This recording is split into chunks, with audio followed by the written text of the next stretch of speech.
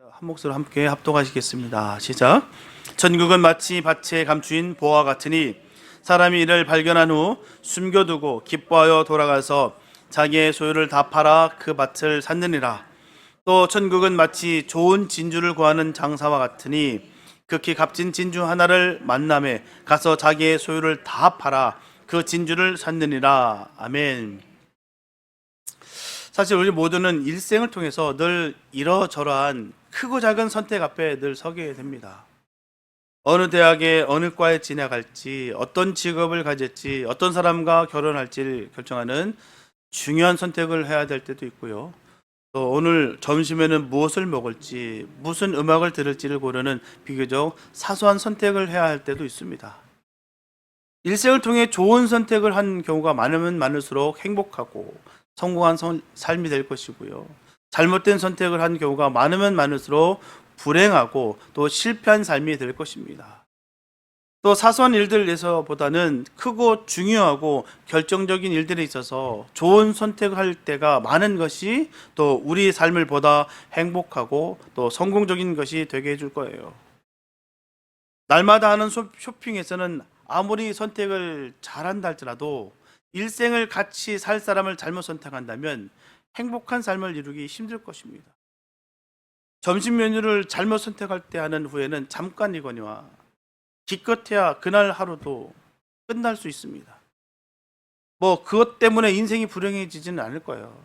하지만 겉만 번지르라고 실속 없는 건달을 남편으로 선택했다가는 앞뒤, 주위, 인생을 다 불행하게 만들 수 있습니다. 크고 작은 우리의 선택들이 나중에도 후회하지 않을 좋은 선택이 되기 위해서는 우리의 삶의 궁극적인 목적이 바르고 분명하게 서 있어야 됩니다. 순간순간의 모든 선택을 그 궁극적 목적에 따라서 행해야 될 것입니다. 삶의 목표가 없이 또는 그 목표와 일치하지 않게 행해지는 선택은 우리의 삶을 낭비된 삶, 실패된 삶, 불행한 삶으로 만들기 쉽습니다. 오늘 본문 말씀 속에서도 우리 인생의 가장 중요한 선택에 관한 가르침이 주어지고 있어요. 오늘 본문에는 천국은 마치 무엇과 같으니 라는 말로 시작된 이 두 가지 비유가 있습니다. 이 비유들을 통해서 예수님께서는 하나님 나라에 관한 몇 가지 진리를 가르치고 계십니다. 오늘 본문 44절의 첫 번째 비유가 말하고자 하는 것은 우리에게 가장 크고 중요한 것이 바로 하나님의 나라라는 거예요. 밭에서 보화를 발견한 사람이 그 보화를 차지하기 위해서 자기의 소유를 다 팔아 그 밭을 샀다고 한 것은 보화에 비유된 그 하나님의 나라가 우리에게 있어서 이 세상의 그 무엇일지라도 귀하고 중요하다는 거예요. 우리에게 속한 모든 것을 다 포기할지라도 소유해야 될 것이 바로 하나님의 나라라는 것입니다. 우리가 하나님의 나라의 자녀가 되는 것보다 더 기뻐할 것은 아무것도 없다라는 거예요. 하나님 나라가 우리의 삶의 궁극적인 목적이 되어야 된다는 것입니다. 두 번째 비유는 첫 번째 비유와 거의 같아요. 다만 그 강조점이 다릅니다. 앞선 비유에서는 천국이 보화 그 자체에 비유되었지만 이 비유에서는 천국이 진주 그 자체가 아니라 진주 장사의 그 비유라는 거예요. 여기서는 하나님 나라를 소유하고자 하는 사람이 할 일이 무엇인가를 가르치고자 하는 것이 바로 이 비유의 핵심입니다. 할 일이 무엇인가? 즉 하나님 나라의 백성으로서 살기 위해서는 하나님 나라를 소유하는데 지장을 주는 다른 어떤 것에 결코 집착하지 말라라는 거예요. 진주 장사가 극히 값진 진주 하나를 얻기 위해서 덜 값 나가는 진주 전부와 그 밖에 모든 소유까지라도 싹 다 포기하는 결단을 하듯이 하나님 나라가 우연히 우리의 삶의 궁극적인 목적이라고 한다면 우리의 삶의 모든 것을 하나님 나라를 위해 있어야 된다는 거예요. 하나님 나라와의 관계 속에 그 의무를 부여받아야 되는 것입니다. 하나님 나라를 위해서 바쳐지고 사용되어야 된다는 거예요. 모든 것이 거기에 다 초점이 맞춰져 있어야 된다는 것입니다. 이 두 가지 비유 말씀은 그 각각의 관점의 차이도 불구하고 공통점을 가지고 있다는 거예요. 그것은 먼저 모든 것을 하나님 나라를 위해서 선택하는 것이며, 그리고 하나님 나라와 상관없는 모든 것들을 다 포기를 선택하라는 거예요. 그렇기 때문에 성도의 절대 가치는 천국, 바로 구원입니다. 절대 가치예요. 기독교인이라고 한다면 천국을 모른다고 한다. 절대로 성도로 할 수가 없습니다. 누군가 왜 예수를 믿는지 물으면 천국 가기 위해서라고 대답해야 되는 거예요. 천국 가려고 봉사하고 기도하는 사람이 바로 성도라는 것입니다. 사실 성경은 천국에 관한 책입니다. 성경을 다 읽어보면 하나님은 우리에게 예수 믿고 천국 가라고 써놓으신 거예요.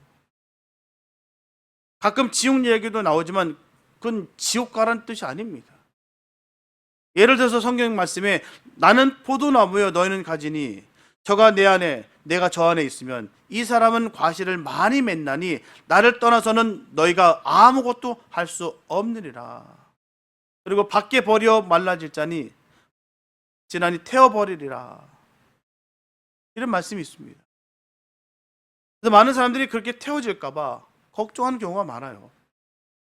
나 태워지는 거 아니야? 버림받는 거 아니야? 여기서 중요한 것은 성경에는 불 얘기도 있고 지옥 얘기도 있어요. 그러나 그것은요, 지옥 가라는 얘기가 아니에요. 붙어 있고 열매 맺어 천국 가라는 뜻입니다. 우리의 핵심과 그 뜻을 분명히 알아야 되는 거예요. 니들 지옥 가, 저주받아, 버림받아, 그 뜻이 아닙니다. 절대로 오해하지 마시기 바랍니다. 그런 뜻이 아니에요. 그것을 부각시켜서 겁을 먹게 만들고 공포심을 심어주는 것은 잘못된 거예요. 무시하라는 뜻이 아닙니다. 더 큰 것을 보라는 뜻이죠. 하나님의 뜻을 바로 알라는 것입니다. 그리고 일반적인 부모라면요, 자녀들에게 너 그렇게 하면 매 맞는다, 그 뜻이 뭡니까? 매를 때리려고 기다리는 분 없어요. 그런 부모가 어디 있겠습니까? 매를 때리는 목적이 아니라 그 매를 때린다는 것은 하나의 위협일 뿐이죠. 왜요? 그 위협으로 말미암아 공부 잘하고 잘 커서 훌륭한 사람 되라고 하는 거예요. 성경에도 지옥 얘기가 나오는 것은 지옥 가라는 것이 아니라 그것을 알고서 천국 가라는 것입니다. 지옥은 절대 가면 안 된다. 지옥 가면 정말 거기는 저주의 곳이고 거기 가지 말고 천국 가야 된다. 그 말씀을 전하고 있는 것입니다. 누가복음 16장에 보면 부자와 나사로 이야기가 나와요. 부자는 지옥에 가고 나사로는 천국에 갑니다. 이 말씀은 부자는 돈을 소유해서 돈 때문에 지옥 간다는 것이 아닙니다. 돈이 많아서 지옥 간다, 부자기 때문에 지옥 간다, 아니에요. 부자는 돈을 소유하는 것이 아니라 돈이 부자를 지배했다는 거예요. 그 사람의 온통 생각은 다 돈만 있었습니다. 돈이 전부였어요. 가치관도 돈이었고요, 돈이 없이는 생각도 하지 않았다라는 것이죠.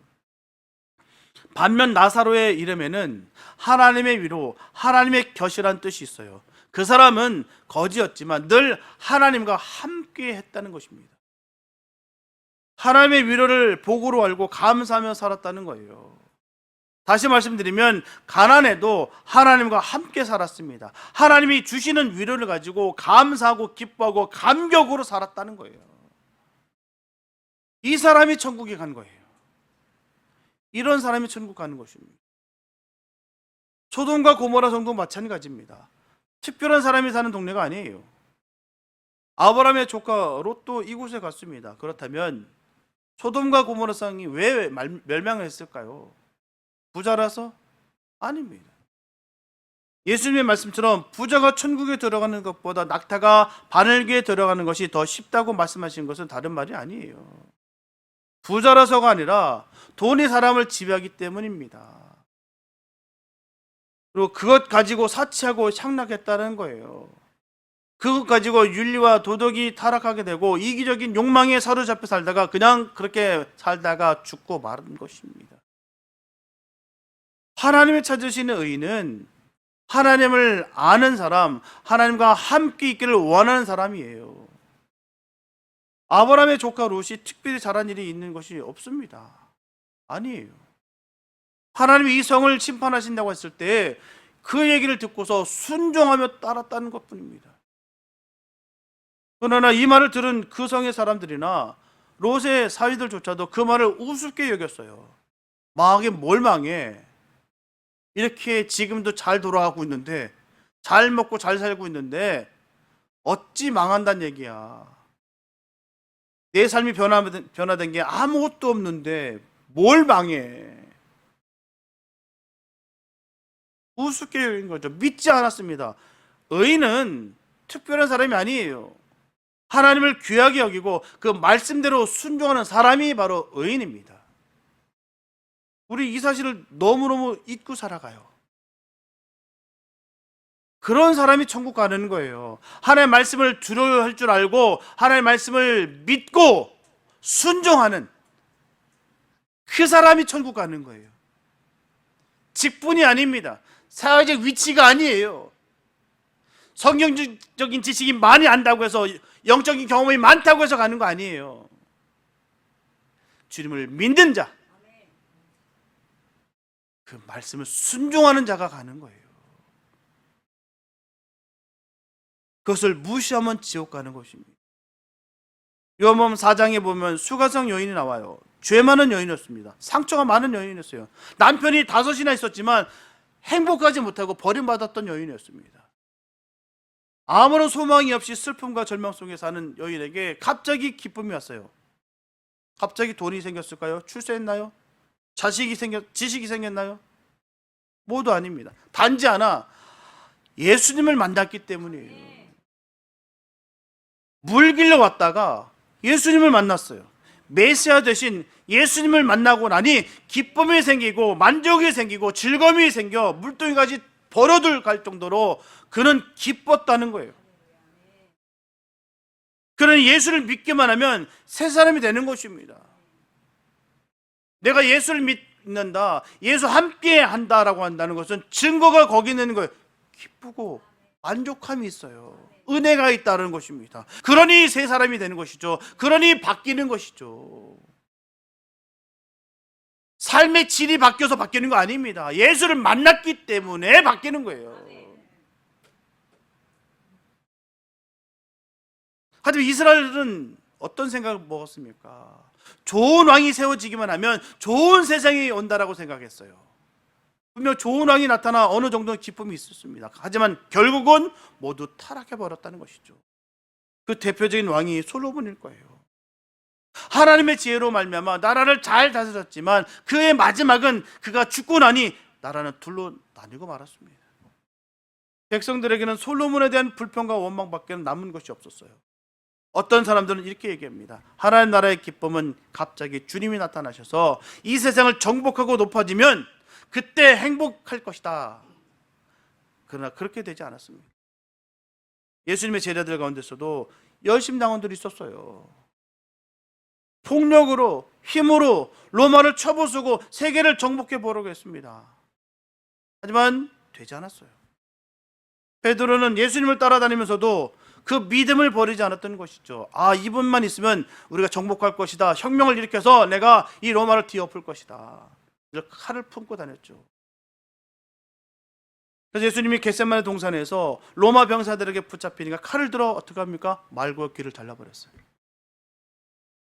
예수님께서는 그렇게 한다고 이 세상이 변하는 것이 아니라는 뜻으로 말씀하시기를 검을 쓰는 자는 검으로 망한다 하셨어요. 폭력을 쓰는 자는 폭력으로 망한다는 거예요.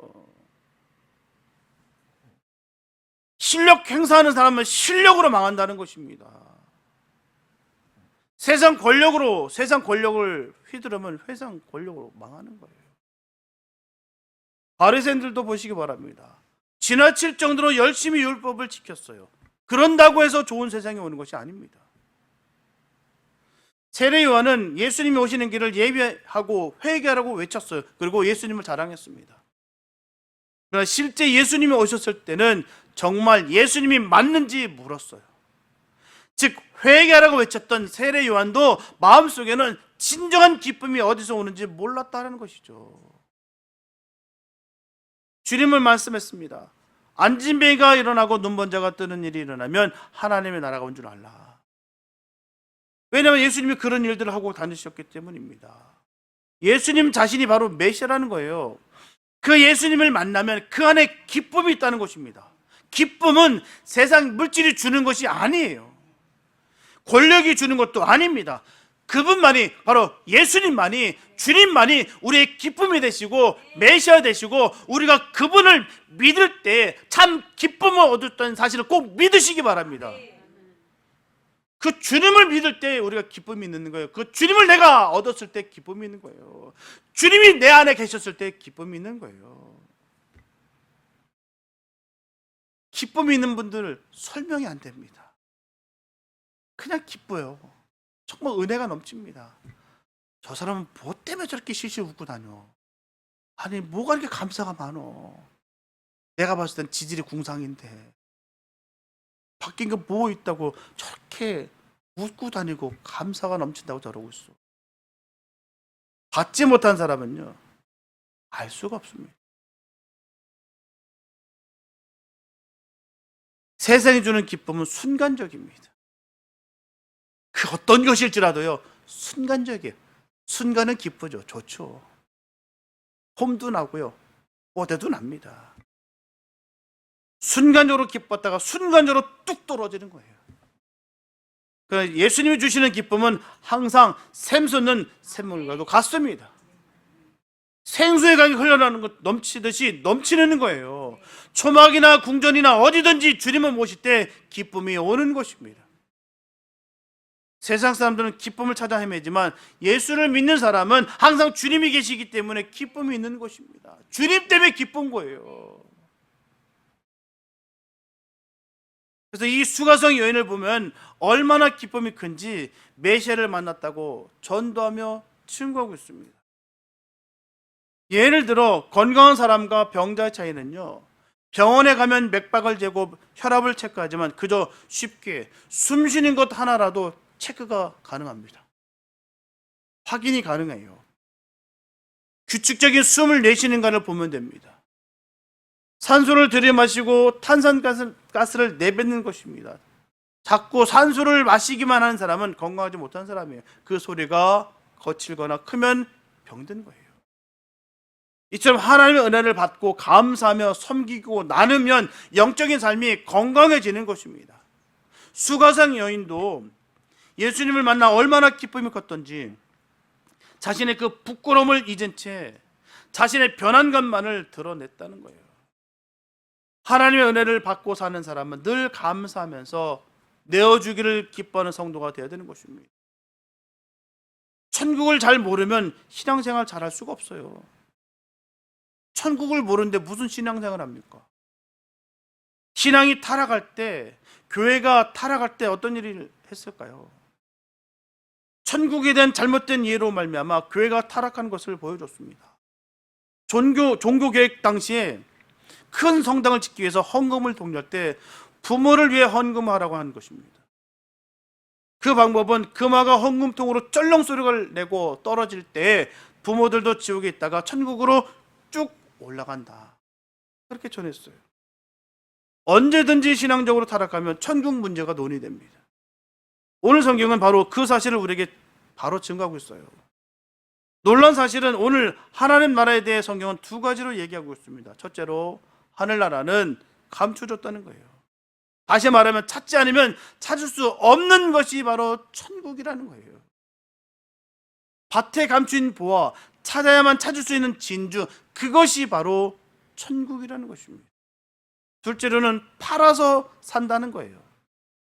누가 팔아서 살 수 있는가 하면 간절한 마음을 가지고 있는 사람이 자신의 것을 다 팔아서 사는 거예요. 다시 말씀드리면 문제는 누가 다 팔아서 천국을 다 샀느냐라는 것입니다. 누가 다 천국을 다 샀느냐? 우리가 일반적으로 생각할 때 다 팔아 밭을 산 사람은 단 한 사람뿐입니다. 누구요? 예수님이십니다. 그리고 우리는 다 팔아 보화를 사듯 주님을 따라가는 거예요. 그렇다면 하나님 나라는 어떤 곳일까요? 첫째, 하나님의 나라는 반드시 가야 할 곳입니다. 이 나라는 죽어서 가는 하나님 나라예요. 미래 나라입니다. 예수님께서 자신의 온몸과 소유를 다 팔아 우리에게 구원을 주시기 위해서 하늘나라를 사셨어요. 그래서 그분이 없이는 절대로 한 사람도 하늘나라를 얻을 수 없음을 깨달으시기 바랍니다. 예수가 아니면 절대로 단 한 사람도 하늘나라를 얻을 수가 없어요. 성경에서 하늘나라를 설명하기를 없는 것도 많고 있는 것도 많다라고 했어요. 사실 우리가 가야 하는 나라입니다. 죽으면 가는 나라예요. 세상에 살 때는 육의 몸으로 삽니다.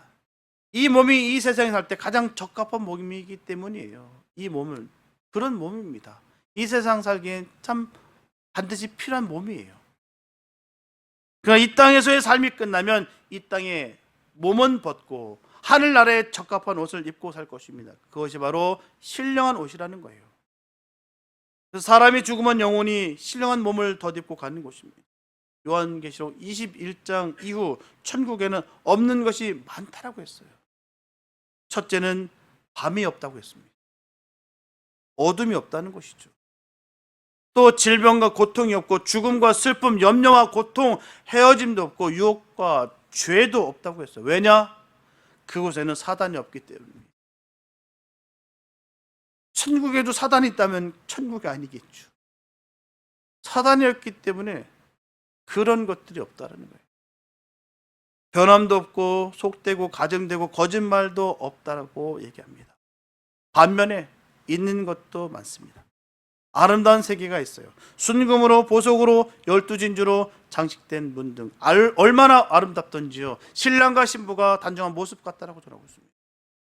하늘나라에는 그런 깜짝 놀랄 만한 아름다움이 있다는 거예요. 그것뿐 아닙니다. 기쁨과 행복, 아름다운 노래, 생명수 강이 흐르는 등 온갖 기쁨이 있다는 거예요. 최고의 멘션이 있습니다. 예수님이 승천하실 때 우리를 위한 초소를 예비한다라고 하셨던 것이 바로 그거예요. 주님이 또한 거기 계십니다. 이런 기쁨이 있어요. 이런 하나님 나라 얼마나 아름답습니까? 얼마나 좋습니까? 이보다 더 중요한 것이 있습니다. 하나님은 이런 하나님 나라를 우리에게 주시기 원하신다는 거예요. 있으면 뭐합니까? 우리에게 얻어지지 않는다면 아무 소용없겠죠. 그것을 우리에게 주시기 원하신다는 거예요. 하나님, 우리가 이런 천국에 살기를 원하신다는 사실을 꼭 기억하시기 바랍니다. 그래서 예수님께서 자신의 소유를 다 팔아서 이 부활을 우리들에게 주신 거예요. 성도는 이런 부활을 가진 사람들입니다. 예수님께서는 이 세상을 값주고 사시기 위해서 자신의 모든 것을 다 내어주신 분이십니다. 그래서 주님만 생각하면 눈물이 나야 돼요. 은혜가 되어야 됩니다. 이 모든 것을 감당하시고 우리에게 주셨기 때문에, 주신 것을 내가 알고 있기 때문에 감사가 넘치는 거예요. 거듭났다고 하는 것은요, 이것을 깨달은 사람들이 거듭난 것입니다. 그래서 내가 죄된 것을 아는 것이고요, 죄 많은 인생, 저주받았던 인생이었던 나를 건져내 주셨죠. 하나님 자녀 삼아 주셨구나. 내가 뭐라고, 아무것도 아닌 나를, 병들었던 나를, 저주받았던 나를, 날 뭐라고 건져내 주셔서 자녀 삼아 주셨구나.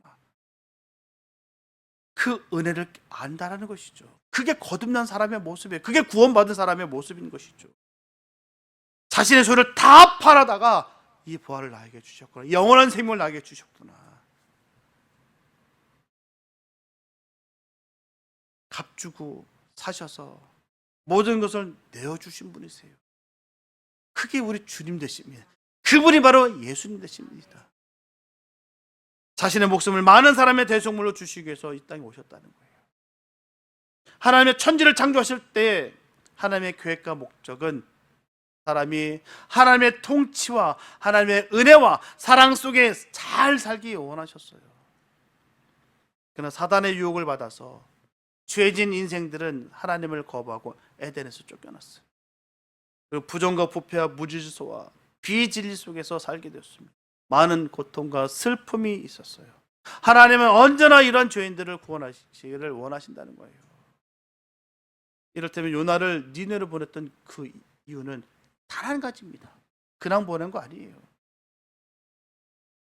그 사람들이 악해도 악해도 그 사람들을 구원하기 위한 것이죠. 구원하기 위해서 그 요나를 보낸 거예요. 마찬가지로 예수님을 이 땅에 보내셨습니다. 그분을 통해서 우리에게 하나님의 나라를 주시기 위해서 자신의 모든 소유를 파셨던 거예요. 그래서 복음에는 하나님의 의가 나타났다고 하는 것입니다. 그 하나님의 의라고 하는 것은 그저 우연히 주어지는 것이 아닙니다. 엄청난 대가를 치르시는 거예요. 십자가에서 자신의 목숨을 바쳐서 산 것이 바로 구원이고 바로 하나님의 나라인 것입니다. 우리는 바로 그러한 소유를 가지고 사는 성도라는 것을 늘 기뻐하시기 바랍니다. 주님께서 그 모든 것을 다 파셔서 우리에게 다 주셨어요. 그 생각만 하면요, 수많은 고난과 핍박과 아픔들 떨쳐버릴 수 있습니다. 떨쳐버리시기 바랍니다. 그 사랑으로 위로받으시기 바랍니다. 영적인 사람은 바로 거기서 드러나는 거예요. 하나님으로부터 위로받는 삶, 하나님으로부터 인정받는 삶, 하나님의 사랑을 깨닫는 삶, 그게 바로 성도라는 것이죠. 그래서 넉넉히 이길 수 있는 거예요. 구원은 생명의 문제입니다. 세상에 태어날 때 태어나고 싶어서 태어난 사람이 어디 있습니까? 모두 다 부모님들의 계획에 태어난 거예요. 생명 가진 자의 관심은 내 생일이 언제이고 어디서 낳느냐가 중요한 것이 아니고 어떻게 사느냐가 더 중요한 것입니다. 생일 너무너무 중요하죠. 그러나 그것이 구원하고는 상관이 없어요. 생명의 문제는 살아있다는 것이죠. 죽은 사람과는 달라요. 산 사람은 산 사람의 감각과 촉감이 있습니다. 조금만 건드려도 뭔가 얘기가 됩니다. 요한복음 3장에 니고데모가 어떻게 하면 영생을 얻을까를 물으니 주님은 거듭나면 하나님의 나라를 볼 수 있다고 했어요. 거듭난 사람, 즉 새 생명 얻은 사람은 하나님의 다스림을 느낄 수가 있습니다. 다시 말씀드리면 예수 믿는 사람들 가운데 일시 타락하여 방황하다가 어느 한순간 내가 이렇게 살면 안 되지 하는 이 감각이 있다는 거예요. 이것이 바로 영적인 감각입니다. 예수를 안 믿는 사람은 새 생명이 없기 때문에 감각이 없어요. 자기가 잘못했어도 그것을 잘 모릅니다. 왜냐하면 영적인 감각이 없기 때문이에요. 그러나 하나님의 다스림을 받는 사람은 생명이 있기 때문에, 영적인 감각이 있기 때문에, 구원이 있기 때문에 이 사실을 아는 거예요. 그리고 하나님을 보는 것입니다. 언제든지 와서 주님 앞에 돌아와 다시 신앙생활을 할 수 있는 것이죠. 어려서 예수를 믿고 일생 동안 타락하여 살다가도 마지막 순간에는 주님께 돌아오게 되어 있습니다. 전 그런 사람들을 많이 봐요. 그것이 구원의 문제입니다. 영적인 감각이에요. 하나님의 나라는 지식으로도 권력으로도 재물로도 가는 나라가 아니고요, 알 수도 없습니다. 단지 하나, 거듭난 사람, 새 생명을 얻은 사람만이 알 수 있는 거예요.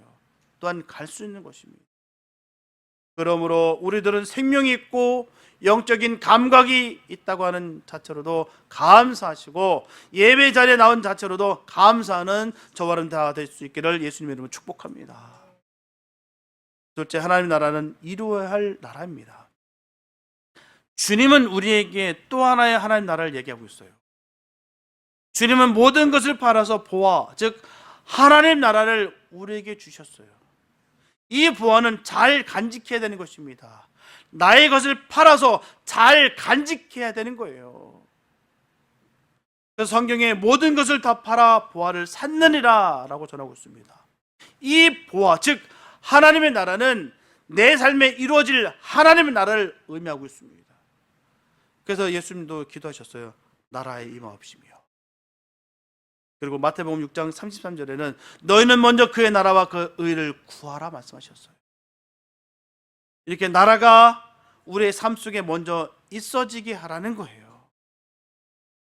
예수님이 이 땅에 오셔서 하신 일들 잘 정리해 보시기 바랍니다. 왜 병을 고치셨는지, 왜 배고픈 자에게 먹을 것을 주었는지 말입니다. 그 이유는 딱 한 가지예요.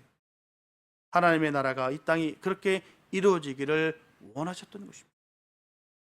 자신의 능력을 자랑하려고 하시는 것이 아니에요. 예수님이 하나씩 고쳐 나가신 것은 하나님의 나라에 있는 삶의 현장을 하나씩 보여주시는 거예요. 하나님 나라는 이런 것이다. 믿음의 사람들은 이 하나님 나라를 소유해야 되는 거예요. 하나님 나라가 임하게 되면 부족함이 없습니다.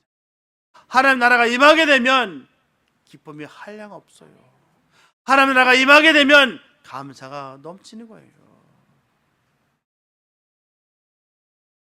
하나님 나라를 소유한 사람 되시기 바랍니다.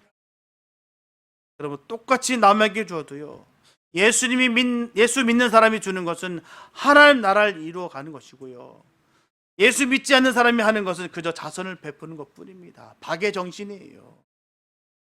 차원이 다른 것입니다. 그리고 성도들은 이것으로 큰 기쁨을 누리는 것입니다. 가진 것을 다 팔아 샀으면 망해야 되는데 더 큰 기쁨을 얻는다는 것입니다. 이것이 성도의 기쁨이에요. 이를테면 병이 많은 사람을 가리켜 고칠 곳이 너무 많아서 일명 종합병원이라고 합니다. 움직이는 종합병원이라는 별명을 가진 한 부인이 있었어요. 그는 24살에 폐결핵이 걸려서 13년 동안 침대에 누워 있었습니다. 그 부인은 인생의 황금기를 병원에서 다 살았어요. 또 그는 폐결핵뿐만 아니라 그 후에 직장암, 파킨슨병, 척추카리에스라는 병까지 그에게 아픔을 줬어요. 정말 살아야 될 이유가 아무것도 없었습니다. 그의 마음속에 절대자에 대한 믿음이 생기기 시작했어요. 그래서 절망적인 상황 속에서도 그는 희망을 가지고 인간의 원죄와 하나님의 사랑에 깊은 관심을 가지고 침대에 누워서 글을 쓰기 시작합니다. 그리고 그 글을 신문사에 냈다가 당선이 돼요. 그때 나이가 42살이었습니다. 그녀는 일본 최고의 작가가 됐어요. 이 사람이 바로 소설 빙점의 저자인 미우라 아야코입니다. 그녀가 죽기 전 유언처럼 남긴 한 얘기가 있습니다. 질병으로 내가 잃은 것은 건강뿐이었습니다. 그 대신 희망과 생명을 얻었습니다. 사람이 죽고 남는 것은 쌓아온 공적이 아니라 함께 나눴던 것입니다. 그렇습니다. 얼마나 많이 가졌느냐가 중요한 것이 아니라 얼마나 함께 나누었느냐가 중요한 거예요. 세상적으로 생각하면 질병과 고통으로 그는 죽어만 했습니다. 아무 쓸모없는 보잘것없는 인생이었어요. 병 덩어리였으니까요. 그냥 침대에서 누워서 시름시름 앓다가 그냥 그렇게 사그라져 없어질 그런 운명에 처했던 사람이었습니다. 그런 질병 속에서도 그에게 소명을 줄 수 있었던 것은요, 하나님에 대한 믿음이었어요. 그 믿음이 그로 하여금 남을 위한 삶을 살게 했던 것이죠. 아무것도 아닌 인생, 사그러져 버릴 밖에 남는 것이 없었던 그 인생, 그 인생이 주님을 만남으로 인해서 변화됐다는 것이죠. 나눌 수 있는 삶이 됐다는 것이죠. 그러므로 예수를 믿는 사람들은 나이가 늙어 예수를 믿어도 환상과 꿈과 비전을 보는 거예요. 이기적인 욕망이 아니라 어떻게 하면 주를 위해 살까, 어떻게 하면 나눠주며 살까를 생각하는 것입니다. 다시 말하면 의를 위하여 핍박을 받기 원하는 것입니다. 그래야 천국 백성이기 때문이에요. 받은 것에 감사할 수 있는 우리가 됐으면 좋겠습니다. 너무나 귀한 것을 받았는데도 불구하고 우리는 늘 불평불만할 때가 얼마나 많은지 몰라요.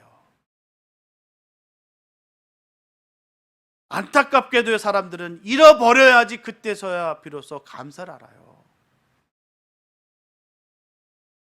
놓쳐봐야 그때서야 안타까움을 깨닫게 된다는 것이죠. 진짜 좋은 사람들이었는데, 좋은 곳이었는데, 좋은 것을 내가 누리고 살았는데, 부터치겠어. 내가 건강했는데, 내가 힘이 있었는데, 능력이 있었는데, 잃어보니까 그때 정말 그게 좋은 것인 줄 알았네. 수많은 후회와 불평과 원망이 우리 삶 가운데 얼마나 많은지 몰라요. 안타깝게도 잃어봐야 안다는 것이 얼마나 어리석고 불쌍한지 모르겠습니다. 있을 것을 감사할 수 있는 복 있는 삶 되시기 바랍니다. 주신 것이 얼마나 많은데요. 주신 것이 얼마나 귀한데요. 근데 우리는 너무나 쉽게 여기고 소홀히 여기다라는 사실. 사랑하는 성도 여러분, 우리가 지금 가지고 있는 보화를 보시기 바랍니다. 우리는 지금 드리는 믿음의 고백을 통해서, 헌신을 통해서 귀한 것을 얻었어요. 그것이 바로 천국입니다. 이 땅에서 누리는 어떤 것보다도 귀하고 복된 것을 가지고 있습니다. 우리가 예배 드리는 것, 헌금하는 것, 봉사하는 것, 사랑하는 것, 손해보는 것, 겸손히 행하는 것, 이런 것을 하는 이유는요, 이전보다, 이것보다 더 값진 인생이 있기 때문입니다. 왜 우리가 시간을 낼까요? 바쁜데도 불구하고 모이고 기도하고 예배 열중하는 뜻이 뭐겠습니까? 내 시간보다, 내 재능보다, 내가 가진 것보다, 내 계획보다 더 귀하고 가치 있는 것이 있기 때문에 투자하는 거예요. 내가 열심히 하는 모든 열정을 나의 정욕과 욕망과 욕심과 명예를 세우기 위해서 하는 것이 아니라 감사해서, 기뻐서, 은혜로 말미암아 일들을 행하시기 바랍니다. 정말 믿음의 사람들은 그렇게 행하고 있다는 거예요. 왜요? 너무 감사해서, 너무나 귀해서, 나에게 천국을 주신 것이 얼마나 감사한지, 주님이 다 파셔서 그 천국을 사신 다음에 우리에게 주셨다니까요. 그렇기 때문에 우리가 기쁘고 감사할 수 있는 일이에요.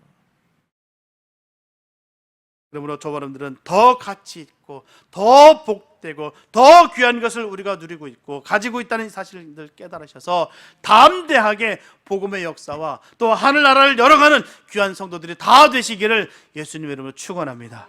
기도합니다. 사랑해 주신 감사합니다. 아버지, 주님 우리에게 다 주셨습니다. 그 예수님의 이름에 다 담아서 우리에게 주셨습니다. 그를 우리가 어찌 부족할 수 있겠습니까? 하나님, 우리가 감사밖에 할 수 없는 이유는 단 한 가지입니다. 예수를 주셨습니다. 그 예수로 말미암아 천국을 받았고요, 구원받았습니다. 이보다 더 감사하고 값진 것이 어디 있겠습니까? 하나님, 우리들의 모든 것 대신 그 주님으로 인해서 기뻐하며 감사하며 승리케 하여 주시옵소서. 내 안에 계신 그 주님으로 인하여 천국을 소유한 우리로서 우리의 삶이 천국 되게 하여 주시옵소서.